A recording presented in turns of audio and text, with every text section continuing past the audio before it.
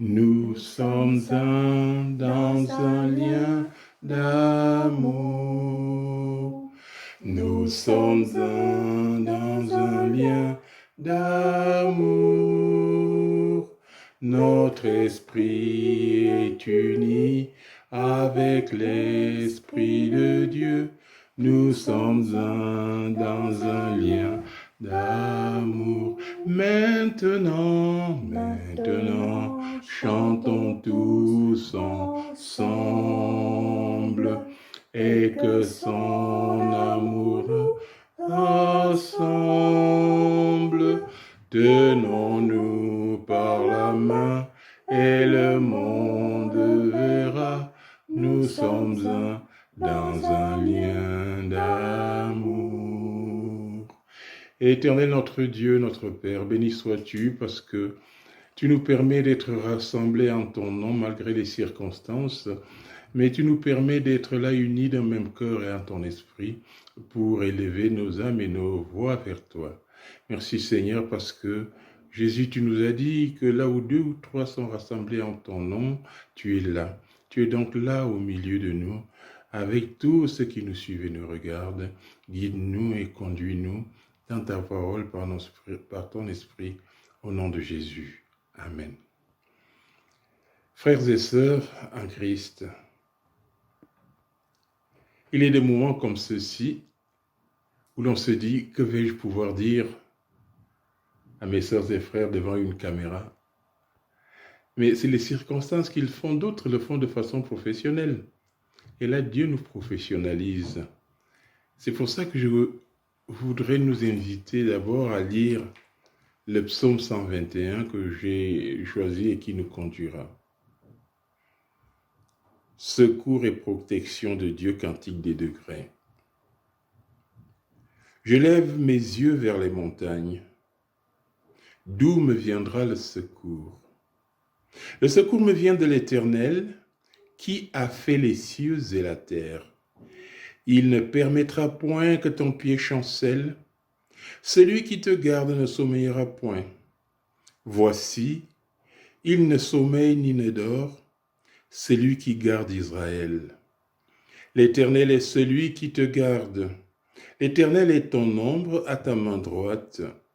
Pendant le jour, le soleil ne te frappera point, ni la lune pendant la nuit.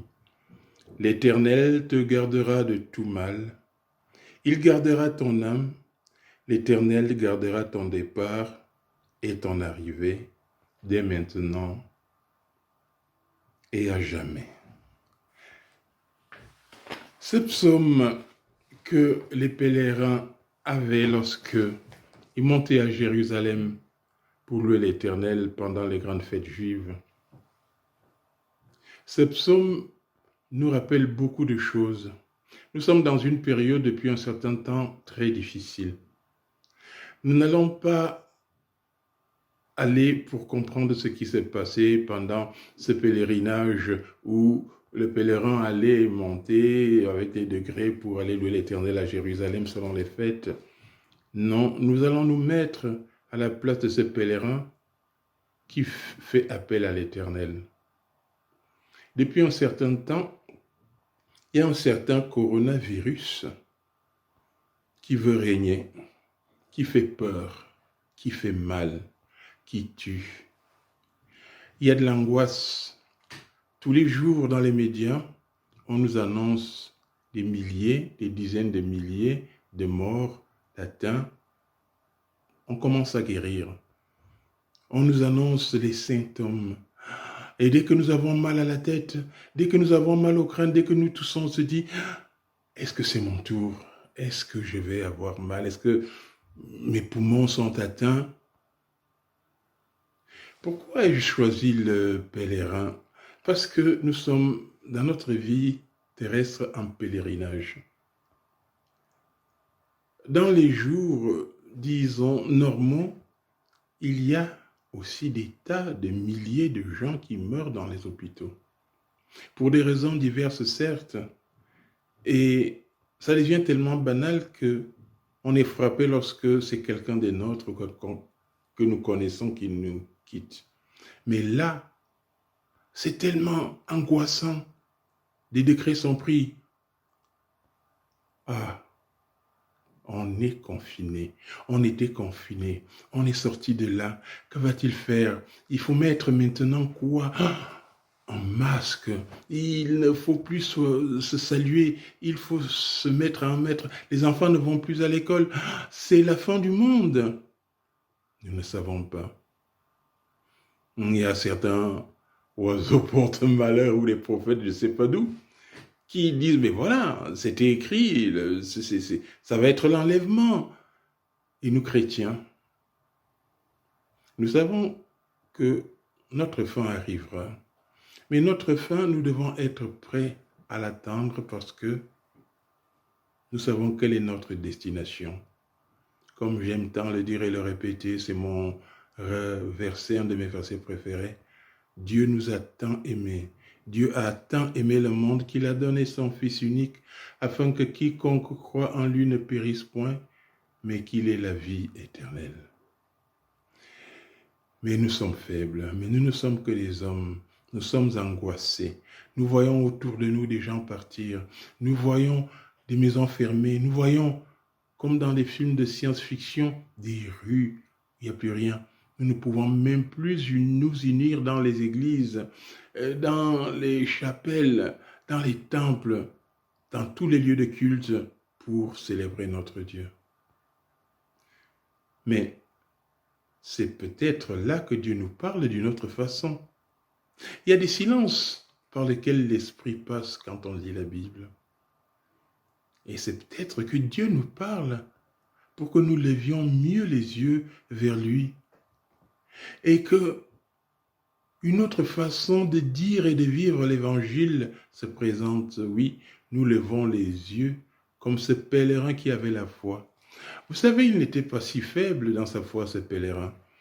Il ne dit pas, je lève les yeux vers toi, Seigneur, au cas où ça ne marche pas pour que tu me fasses grâce. Non, nos yeux se tournent vers l'Éternel parce qu'il nous fait grâce. Nos yeux se tournent vers lui parce que nous savons qu'il est la solution. Nos yeux se tournent vers lui parce que c'est lui notre sauveur.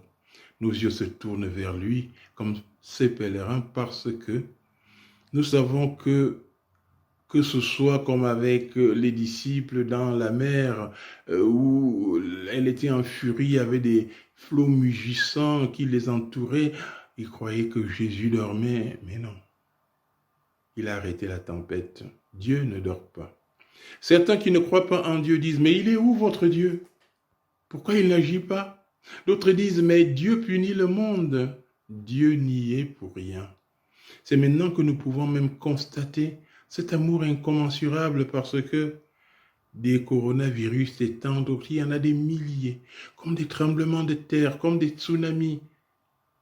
Mais nous sommes protégés par Dieu et protégés même au-delà de la mort physique. C'est pour ça que nous tournons nos yeux vers notre Dieu, sachant que notre secours vient de lui. Il nous donnera le secours que nous lui demandons. C'est lui qui a créé les cieux et la terre. Oui, Seigneur, notre espoir est en toi. Amen. Prions le Seigneur.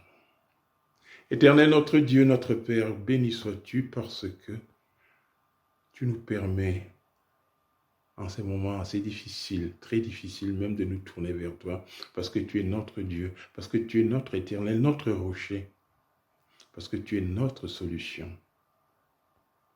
Seigneur Tout-Puissant, étends ta main sur tes enfants, sur ton Église, même sur ceux qui ne te connaissent pas, parce que tu es le Dieu de tout le monde. Tu as tant aimé le monde, pas seulement les chrétiens. Dieu Tout-Puissant, donne-nous de savoir voir. Et tu nous dis dans ta parole que toute chose concourt au bien de ceux qui t'aiment. Ouvre-nous les yeux. Seigneur, nous te remettons tous les malades, tous ceux qui sont dans l'angoisse, tous ceux qui sont à la recherche des solutions, les médecins, tous ceux qui travaillent, les instituteurs, tous ceux qui nous gouvernent et qui cherchent des solutions, que tu les guides par ton esprit, ô Seigneur notre Dieu. Gloire soit à toi. Par le nom de Jésus, nous avons prié. Amen. Que le Dieu de paix, le Dieu d'amour, le Dieu de puissance nous guide, nous conduise et nous protège. Allons dans la paix, dans la joie et dans son espérance. Amen.